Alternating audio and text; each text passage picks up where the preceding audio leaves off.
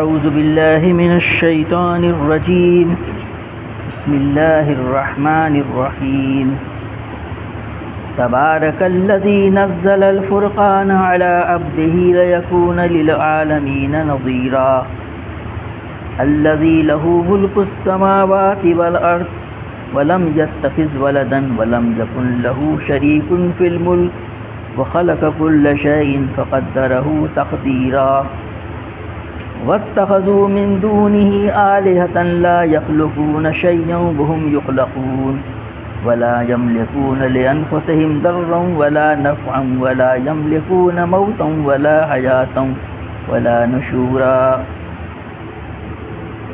صدق اللہ العظیم۔ آج سے سورہ الفرقان جو قرآن پاک کے 18ویں پارے میں 25ویں صورت ہے، اس کا مطالعہ شروع ہو رہا ہے۔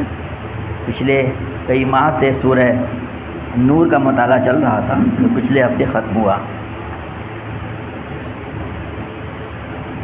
یہاں سے جو یہ پچھلی صورت سورہ نور جو تھی، آپ کو معلوم ہے کہ وہ 6 صدی ہجری میں تقریباً نازل ہوئی تھی، اور وہ پوری جو ہے وہ مدنی صورت تھی۔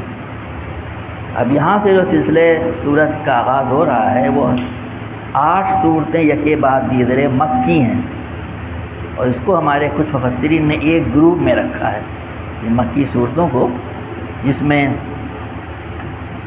سورہ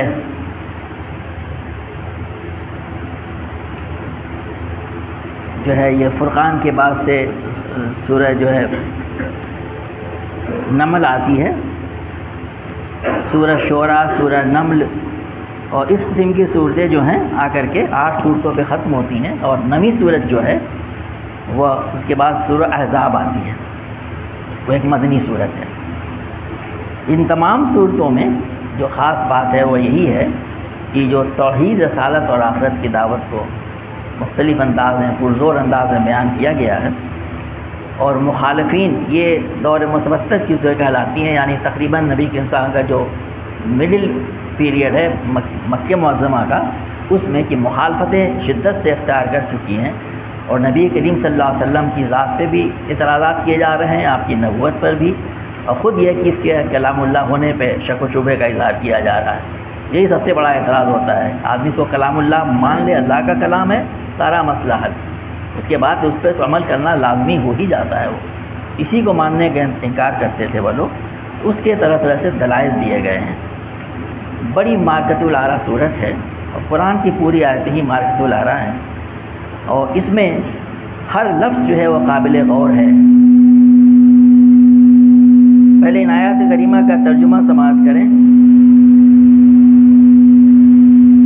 فرمایا گیا صرف ہم نے 3 آیتیں، جی میں نے صرف 3 آیتیں تلاوت کی ہیں اس کے پہلے رکوع کی، جس میں کہ 9 آیتیں ہیں جو تمہید گویا کی ہیں، اور اس میں جو ہے توحید کی تعلیم دی گئی ہے، اور وہ چیزیں جو توحید کو مثبت کرتی ہیں وہ بیان کی گئی ہیں، اور ایک ایک لفظ اس میں جو ہے بہت معنی خیز ہے۔ نہایت متبرک ہے وہ جس نے یہ فرقان اپنے بندے پر نازل کیا تاکہ سارے جہان والوں کے لیے خبردار کر دینے والا ہو۔ وہ جو زمین اور آسمانوں کی بادشاہی کا مالک ہے، جس نے کسی کو بیٹا نہیں بنایا ہے، جس کے ساتھ بادشاہی میں کوئی شریک نہیں ہے، جس نے ہر چیز کو پیدا کیا پھر اس کی ایک تقدیر مقرر کی۔ لوگوں نے اسے چھوڑ کر ایسے معبود بنا لیے جو کسی چیز کو پیدا نہیں کرتے بلکہ خود پیدا کیے جاتے ہیں، جو خود اپنے لیے بھی کسی نفع یا نقصان کا اختیار نہیں رکھتے، جو نہ مار سکتے ہیں، نہ جلا سکتے ہیں، نہ مرے ہوئے کو پھر اٹھا سکتے ہیں۔ اس میں پہلا لفظ جو استعمال کیا گیا ہے کہ تبارکہ، برکت سے بنا ہوا ہے، برکت، جس میں ہوتا ہے کہ افزونی کا، یعنی کمال درجے کا فیض رسانی میں اس کا کوئی ہانی نہیں۔ اللہ تعالیٰ نے کہا کہ تبارک الذی، اللہ تعالیٰ کے نہ تو اس میں ذات کا لیا گیا ہے، جیسے کہ اللہ نام کہتے ہیں ہم، جو خاص پراپر نام جسے ہم کہتے ہیں، اور نہ اللہ تعالیٰ کے صفاتی نام یہاں بیان کیے گئے ہیں، بلکہ الذی سے آغاز ہو، تبارک الذی، وہ جس نے، اس کی صفت یعنی اس نے جو صلہ جو اس نے کام کیا کیا اس کی طرف اشارہ کیا جا رہا ہے. کہا کہ تبارک بڑی بابرکت ہے، نہایت متبرک ہے. کیوں نہایت متبرک ہے؟ کیونکہ وہ جو ہے بڑا ہی محسن اور نہایت ہی باخیر ہے. اس نے یہ قرآن کو نازل کیا ہمارے لیے، جس کی تفصیلات آپ کے سامنے آ رہی ہیں. وہ نہایت ہی بزرگ اور باعظمت ہے. اس کے معنی یہ سب اس میں شامل ہیں تبارک میں، کیونکہ پورے زمین و آسمان کی بادشاہی صرف اسی کی ہے. وہ نہایت ہی مقدس اور منزہ ہے، وہ شرک سے پاک ہے، جس کی تفصیل آگے آ رہی ہیں، اور نہایت ہی بلند و برتر ہے. یہ تمام معنی جو ہیں تبارکہ میں پوشیدہ ہیں کہ وہ ہستی تبارکہ الذی، جس نے یہ کام کیا، وہ انتہائی مقدس ہے، انتہائی باخیر ہے، انتہائی بزرگ ہے، مقدس ہے، اس شرک سے پاک ہے جس کو وہ لوگ کر رہے ہیں. یعنی مکے کے لوگ اولین مخاطب تھے وہاں پہ. کہا گیا نزل الفرقانہ، جس نے فرقان کو نازل کیا، علی عبدہ، اپنے بندے پر، لیکون للعالمین نذیرا، تاکہ تمام جہان والوں کے لیے، عالمین جو ہے عالم کی جمع ہے، تمام بورڈز کو انگریزی میں ترجمہ کیا جیسے کہ جس کے لیے جو ہے ڈرانے والا ہو یہاں پہ. اب یہاں پہ نزلہ کا استعمال لفظ کیا گیا ہے. نزلہ کے معنی ہوتے ہیں کہ تھوڑا تھوڑا کر کے نازل کرنا، پیس بائی پیس جسے کہتے ہیں. ہم سب جانتے ہیں کہ قرآن پاک ایک مرتبہ نازل نہیں کر دیا گیا، بلکہ 23 سال کے وقفے میں تھوڑا تھوڑا نازل کیا گیا. آیت نمبر 32 جو اسی صورت میں آگے آنے والی ہے، اس میں کفار کا بھی اعتراض نقل کیا گیا ہے کہ ایک ہی مرتبہ قرآن کیوں نازل کر دیا گیا، کیا یہ ان کو بار بار تصنیف کرنا پڑتا، تھوڑا لکھ گیا پھر نازل کر دیں، یہ ایسا کچھ اعتراض تھا ان کا.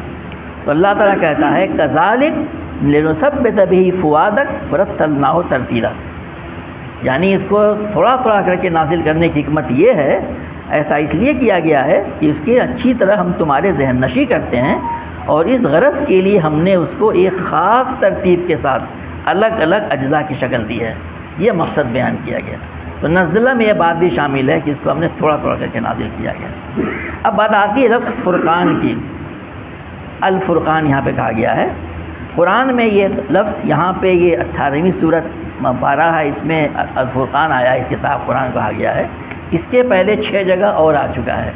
تو 7 جگہ قرآن پاک میں فرقان کا لفظ آیا ہے، جو فرقہ سے بنا ہے، تفریق کرنا، حق اور باطل میں تفریق کرنا، کیا سچ ہے کیا جھوٹ ہے، کیا ہدایت ہے کیا گمراہی ہے، اس چیز کو بیان کرنے والی چیز کو الفرقان کہا گیا ہے.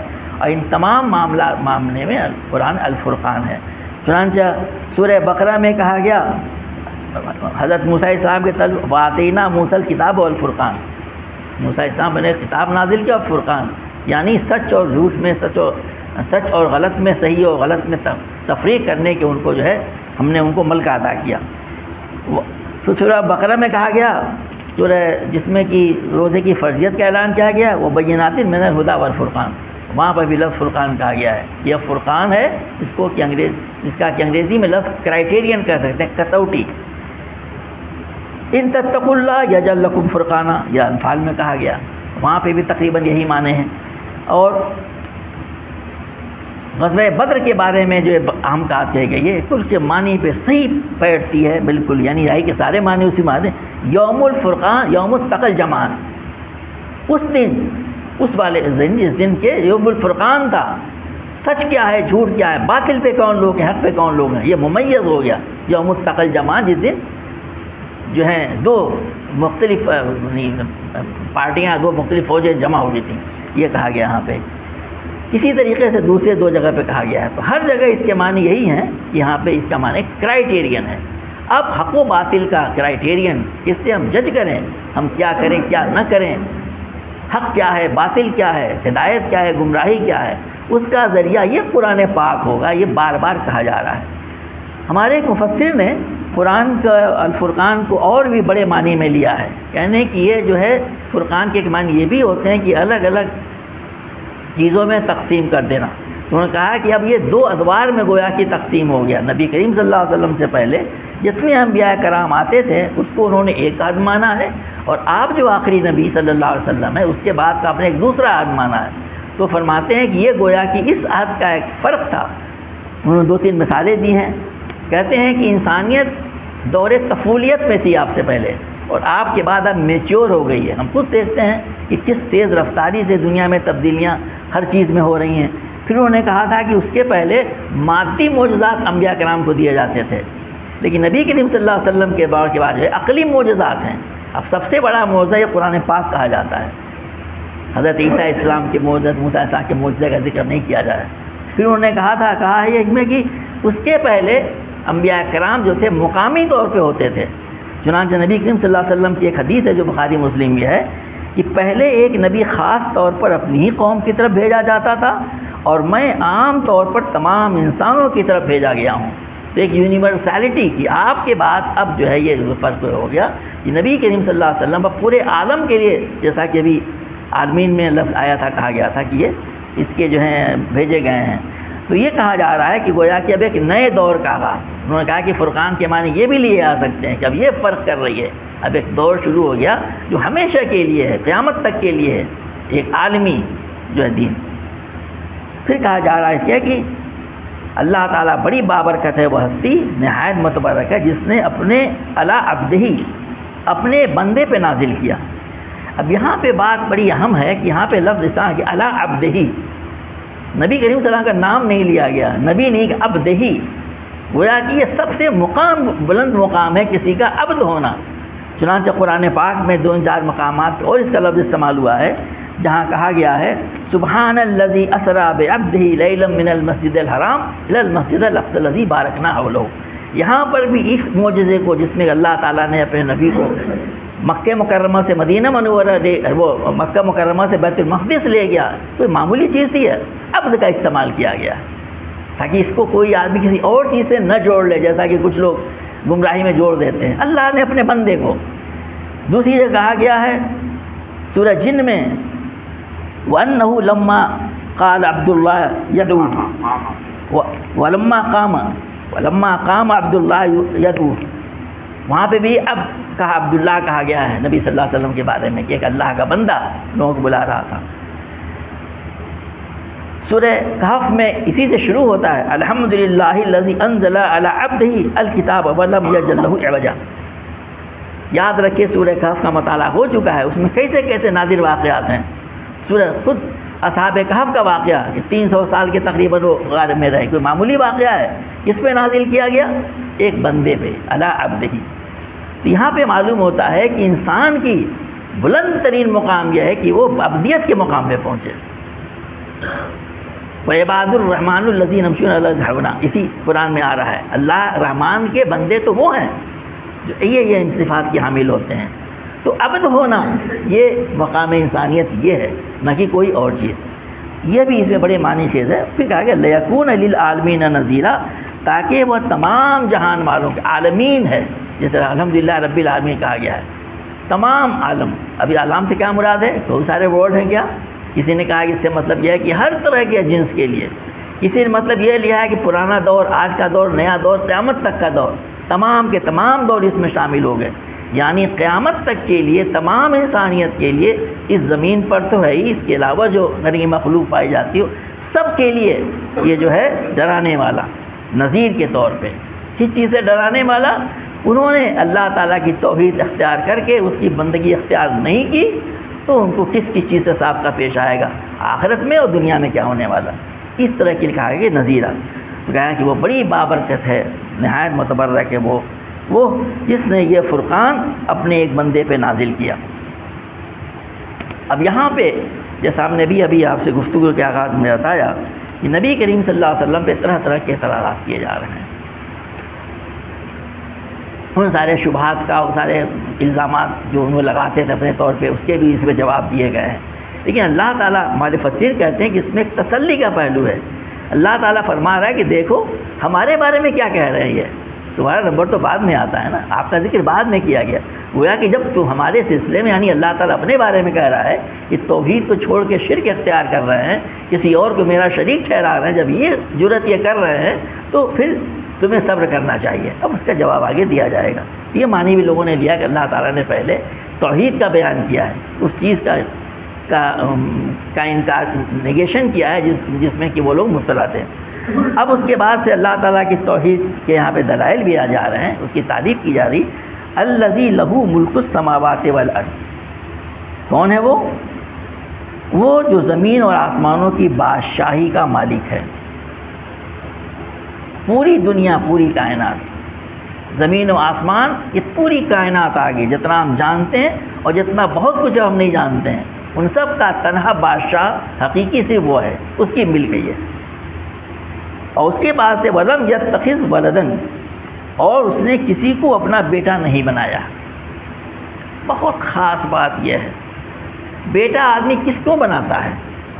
یا تو اس لیے بناتا ہے کہ صاحب اس کو جو فرط محبت میں آدمی کو پیار آتا ہے تو ہم اس کو بیٹا بنا لیتے ہیں آج کل تو، یا اس وجہ سے کہ اس کو کوئی مجبوری ہوتی ہے کسی قسم کی، وہ یا کوئی ایسا ہوتا ہے کہ جو ہے اس کے لیے کہ اس کو اس بات کا خدشہ ہو کسی شخص کو کہ صاحب ہمارے بعد ہمارے وراثت کس کا کیا ہوگا، کون ہمارے کام کو سنبھالے گا۔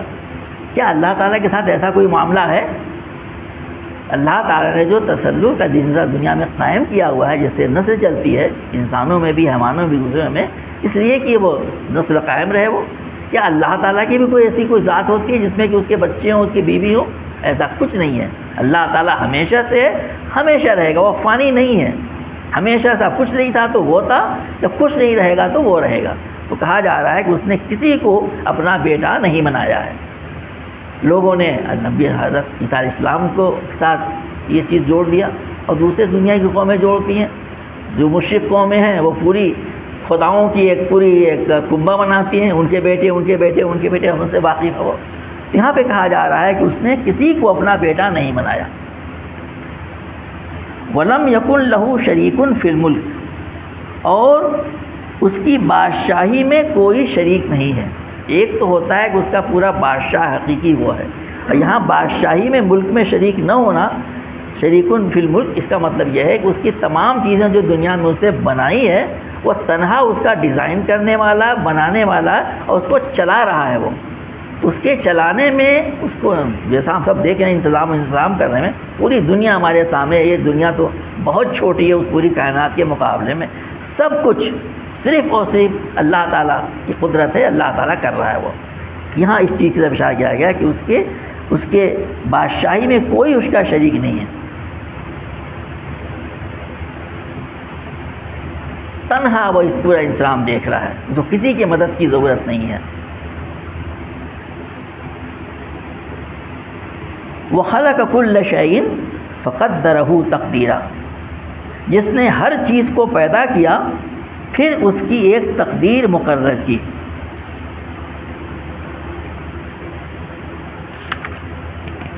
اس سلسلے میں یہاں پہ ایک چھوٹی سی آیت کے ایک ٹکڑے میں بہت بڑی بات کہہ دی گئی ہے۔ اس نے ہر چیز کو تخلیق کی، خلق کل شیء، اور پھر اس کی ایک تقدیر مقرر کی۔ یعنی کون سی چیز، کیا اس کی جسامت ہونی چاہیے، کیا اس کی قوتیں ہونی چاہیے، کیا اس کی خصوصیات ہونی چاہیے، اور اس کو کب ہونا ہے، کہاں ہونا ہے، کس علاقے میں ہونا ہے، پورے کائنات میں اس کی کیا پوزیشن ہوگی، جسے کہتے ہیں ہارمونی، ہم آہنگی۔ ہر چیز کے بارے میں دیکھیں کہ دنیا میں جو ہم آہنگی پائی جاتی ہے وہ صرف اللہ تعالیٰ کی قدرت ہو سکتی ہے، کسی اور کی نہیں۔ آپ کو معلوم ہوگا یہ چیز اچھی طرح سے کہ جو ہے ایک زمانے میں جو ایتھیزم شروع ہوئی تھی تقریباً 19 صدی کے آغاز میں، ایک بہت مشہور مصنف گزرا ہے جولین ہکسلے، ایتھیسٹ۔ اس کی ایک کتاب بہت مشہور ہوئی تھی، ہمیں سے بیشتر لوگ جانتے ہوں گے، دا مین اسٹینڈس الون۔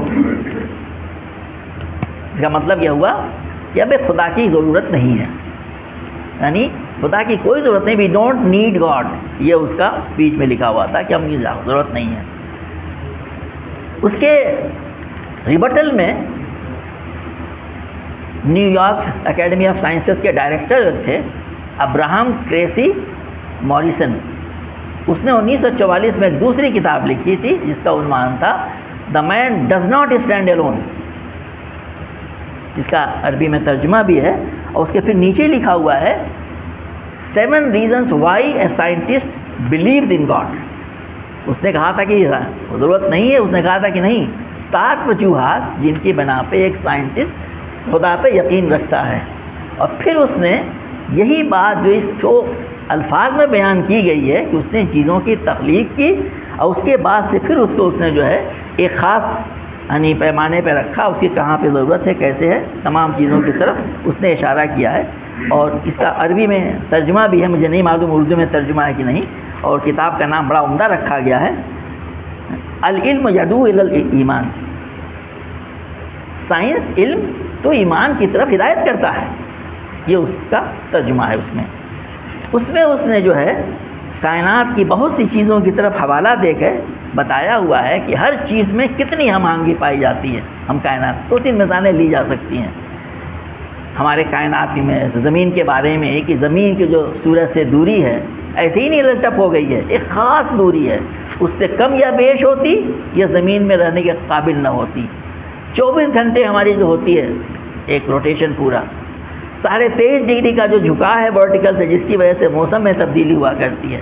21% جو آکسیجن پائی جاتی ہے کم و بیش ہوتی، تو تمام اگزامپل اس نے دے کر کے بتایا ہے یہ چیز الٹ ٹپ نہیں ہو گئی تھی، اسپونٹینیس ایسے نہیں ہو گئی تھی، بلکہ اس میں ایک بہت بڑے ڈیزائنر کا، جس کو وہ خدا کہتا ہے، اللہ کہتا ہے، اس کی یعنی عقل، اس کا جو ہے اس کا پروگرام اس میں شامل ہے. وہ اسی کو اس نے لکھا ہوا ہے. خلاصے کے طور پر بتایا جا رہا ہے کہ ایک اللہ خدا ہے، اور وہ خدا جو ہے وہ بہت ہی حکمت والا خدا ہے، اور وہ دنیا کو بنا کر کے چلا رہا ہے. یہ ہے اس کا بنا. اسی لیے اس کو کہا گیا ہے کہ علم تو انسان کو ایمان کی طرف لے جاتا ہے، ایمان کی طرف رہنمائی کرتا ہے. اسی بات کے یہاں پہ کہا گیا ہے کہ جو ہے اللہ تعالیٰ نے ہر چیز کو اس نے پیدا کیا، نام نہیں لی گیا، وہی الذی کا کہا گیا ہے کہ جس نے ہر چیز کو پیدا کیا اور اس کی ایک تقدیر مقرر کی، اس کو بتا دیا. اب اس توحید کے بیان کے بعد کیا کوئی گنجائش رہ جا سکتی ہے کہ جب وہ خالق، وہ رازق، وہ اتنا بڑا صانع، جب جن چیزوں کو بنایا ہوا ہے، پورے دنیا میں اس کا قانون چل رہا ہے، سوائے انسانوں کے دنیا کی تمام چیز اس معنی میں مسلم ہے، جو حکم اس نے دے دیا وہ کر رہی ہے اس کے اوپر میں. قرآن میں کہا گیا ہے کہ نہ زمین نہ جو رات دن کو لے سکتی ہے، اور نہ رات دن کو لے سکتا ہے، پہلے آ جائے وہ، یا یہ 24 گھنٹے والی تبدیلی ہو جائے، یا سرما موسم سرما کے بعد اچانک جو گرمی نہ آئے، بارش شروع ہو جائے، برسات شروع ہو گئی، ایسا نہیں ہو سکتا. وہ اللہ نے ایک تقدیر بنا رکھی ہے، اس کے لیے ایک چیز فراہم کر دی ہے. سورج اور چاند کے بارے میں کہا گیا ہے ایک مخصوص دائرے میں تیر رہے ہیں، کل فی فلک یسبحون کہا گیا ہے. وہ تو تمام چیزیں بتا رہی ہیں کہ ایک جو ہے ایک بہت ہی بڑا مدبر ہے، وہ اللہ تبارک و تعالیٰ ہے، وہی اس کا خالق، وہی اس کا مالک ہے، اور وہ ہر چیز کی اس نے تقدیر مقرر کی.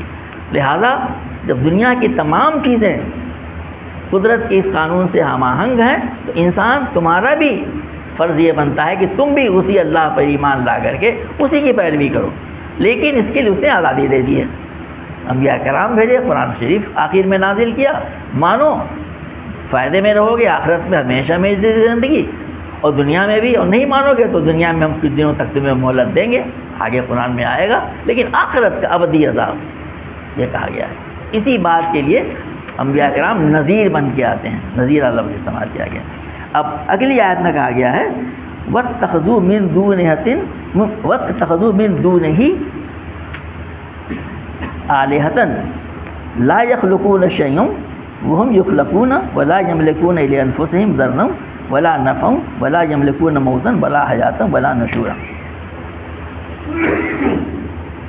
ایک چیز اس دوسری آیت کے بارے میں بتا دی جائے کہ جس میں کہ بتایا گیا ہے کہ آسمان و زمین کی ساری بادشاہی اس کی ہے، اس نے کسی کو اپنا بیٹا نہیں بنایا، اور نہ اس کی بادشاہی میں اس کا کوئی شریک ہے، ہر چیز کو اس نے تخلیق کی، اس کی تقدیر مقرر کی.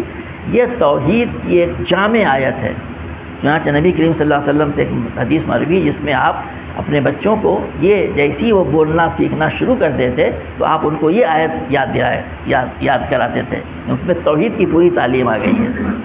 ظاہر کہ عربی زبان میں عربی لوگ تھے وہ لوگ، ہمیں بھی توحید کی تعلیم بچوں کے ذہن میں بچپن سے بٹھانا چاہیے کہ توحید کے کیا اصل میں معنی ہے. اس آیت کا حوالہ دیا گیا ہے حدیث میں.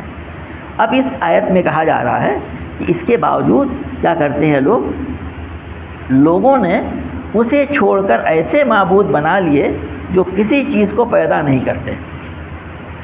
اب ہونا یہی چاہیے تھا، ایسا میں نے کہا تھا، اس اس خدا کی، اس ذات کی جو اللہ ہے اس کی بندگی کی جاتی، اس کو صرف معبود حق سمجھا جاتا. لیکن لوگوں نے کیا کیا، اس کو چھوڑ کر کے ایسے معبود بنا لیے ہیں جو کسی چیز کو پیدا نہیں کرتے ہیں. پہلی صفت ایک حقیقی معبود میں یہ ہونی چاہیے کہ وہ پیدا کرنے والا، وہ خالق ہوا. کیا جتنے لوگوں چیزوں کو لوگوں نے معبود بنا رکھا ہے، یا تو وہ اللہ نے پیدا کی ہوئی ہوتی ہیں، مثال کے طور پر فرشتے ہیں، جن ہیں، انبیاء ہیں، اولیاء ہیں، سورج چاند ہے، پیڑ پودے، سب کو لوگ پوجتے ہیں، یا ان چیزوں کو پوجتے ہیں جو انہوں نے اپنے ہاتھ سے بنائی ہوتی ہیں. اور ہمارے مفسرین نے لکھا ہے پتھر کی مورتیں، لکڑی کی مورتیں، مٹی کی مورتیں سبھی اس میں شامل ہو گئے ہیں. یہ ان کو بنا رکھا معبود جو کسی چیز کو پیدا نہیں کرتے ہیں بلکہ خود پیدا کیے جاتے ہیں، وہ بنائے جاتے ہیں. اب سب جانتے ہیں، اس پہ کچھ تشریح کرنے کی ضرورت نہیں ہے. جتنے معبودات باطل ہیں وہ بنائے جاتے ہیں، یا تو اللہ نے اس کو مخلوق خالق تخلیق کیا ہے، یا خود انسان بناتا ہے. ابھی ذکر کیا گیا، پھر آگے فرمایا گیا ہے وَلَا يَمْلِكُونَ لِأَنفُسِهِمْ ضَرًّا وَلَا نَفْعًا، اور نہ وہ اس بات پہ قادر ہے اپنے لیے کسی نفع یا نقصان کا اختیار نہیں رکھتے. یہاں بڑی اہم بات ہے کہ لا یملکون، اپنے ذات کے لیے بھی نہ تو نقصان پہنچا سکتے ہیں نہ نفع. یعنی دوسروں کو، جن لوگوں نے ان کو اپنا ہمسر بنا رکھا ہے، معبود بنا رکھا ہے، ان کو کیا فائدہ نقصان پہنچائیں گے، خود اپنی ذات کے لیے بھی نقصان نفع پہنچا سکتے. ایک اور بڑی اس میں لطیف بات کہی گئی ہے ضرًا ولا نفع. پہلے نقصان کا ذکر کیا گیا ہے اور پھر فائدے کا ذکر کیا گیا ہے. ایک انسان کوئی فائدہ بھلے ہی نہ پہنچا کرے، لیکن اپنے آپ کو نقصان پہنچانا آسان ہوتا ہے. بات سمجھ میں آتی ہے بالکل. یہ اپنے آپ کو نقصان پہنچانا، دوسروں کو بھی آدمی کوئی فائدہ نہ پہنچائے نقصان پہنچا دیتا ہے. یہاں پہ اپنے ذات کے بارے میں کہا گیا کہ جن کو انہوں نے معبود بنا رکھا ہے وہ اپنے اس بات کے بھی قابل نہیں ہے کہ وہ اپنی ذات کو کوئی نقصان پہنچا سکیں. اور بعد میں نفع کا ذکر کیا گیا ہے، تو انہیں کیا نقصان نہ پہنچائیں گے جنہوں نے ان کو معبود اپنا بنا رکھا ہے. ولا یملکون موتا ولا حیاتا ولا نشورا، نہ وہ جو نہ مار سکتے ہیں، جو نہ جلا سکتے ہیں، نہ مرے ہوئے کو پھر اٹھا سکتے ہیں. یا تین باتیں ارشاد کی گئی ہیں. مرنے کا اختیار صرف اور صرف اللہ تبارک و تعالیٰ کا ہے.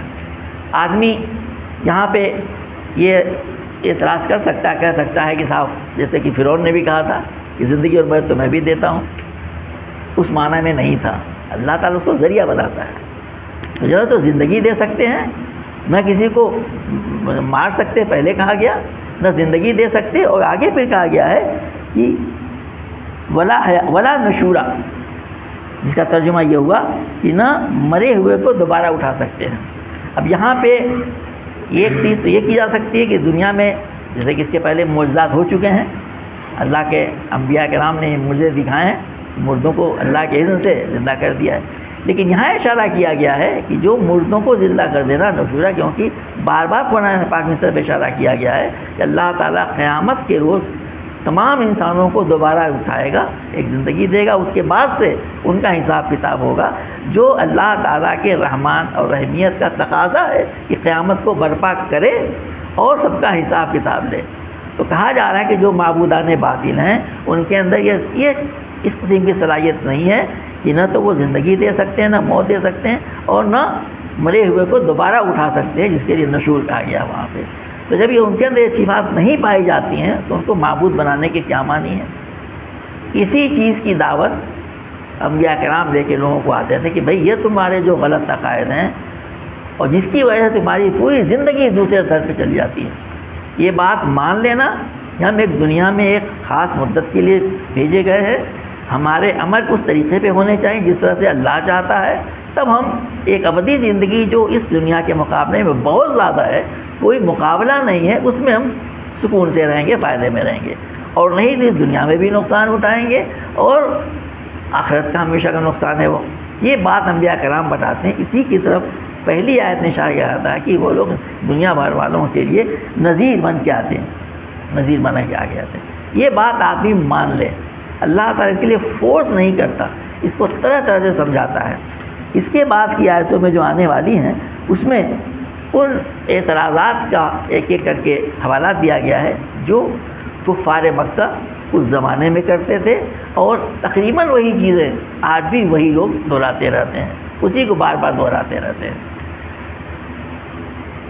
ایک چیز یہاں پہ درمیان میں اور بیان کرنے سے رہ گئی تھی، جس میں نبی کریم صلی اللہ علیہ وسلم کی دعوت کو کہا گیا تھا کہ آپ کی دعوت عالمگیر ہے۔ ایک حدیث کا حوالہ دیا گیا تھا، آپ نے فرمایا کہ میں تمام انسان دنیا والوں کے لیے میں نبی بنا کر کے بھیجا گیا ہوں۔ اس میں بہت سارے مستشرقین جو نان مسلم جو ہسٹورینز ہیں وہ ایک الگ تعویل کرتے ہیں، ہمارے مفسرین نے بات لکھی ہوئی ہے، وہ کہتے ہیں کہ نبی کریم صلی اللہ علیہ وسلم جب تک مکہ مکرمہ میں تھے، کمزوری کی حالت میں آپ کی دعوت محدود تھی اور لوکل تھی، یعنی صرف مکے والوں کے لیے تھی۔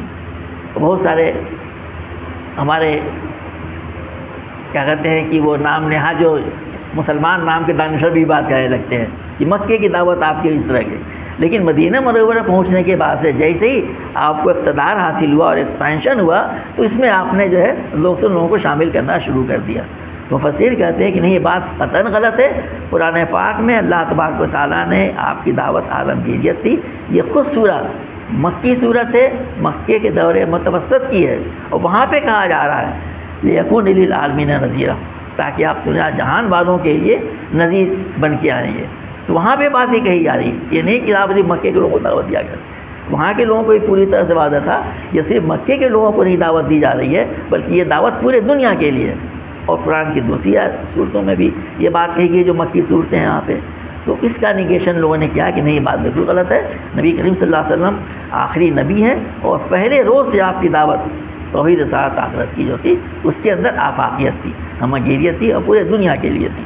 اللہ تبارک و تعالیٰ ہمیں قرآن پاک کی آیات کو پڑھنے، سمجھنے، اس کی دعوت پہ عمل کرنے کے، اور نبی کریم صلی اللہ علیہ وسلم کے اسوے کو، آج 12 ربیع الاول کا دن تھا، اب 13 شروع ہو گئی، کہ صحیح خراج عقیدت یہ ہوگا کہ ہم آپ کی زندگی کو عملی طور سے اپنی زندگی میں نافذ کریں، جو آپ کی سنتیں ان کو عمل کرنے والے بن جائیں، ایک ایک سنت کو جو سنت ہے اس پہ عمل کرنے والے بن جائیں، اور سب سے بڑی سنت یہی ہے کہ اس دین کو عام کیا جائے، پوری دنیا میں توحید کی دعوت کو عام کیا جائے۔ اللہ تعالیٰ ہمیں اس بات کی توفیق عطا فرمائے۔ ربنا تقبل منا انک انت السمیع العلیم وتب علینا انک التواب الرحیم۔ سبحان ربک رب العزۃ عما یصفون وسلام علی المرسلین والحمد للہ رب العالمین۔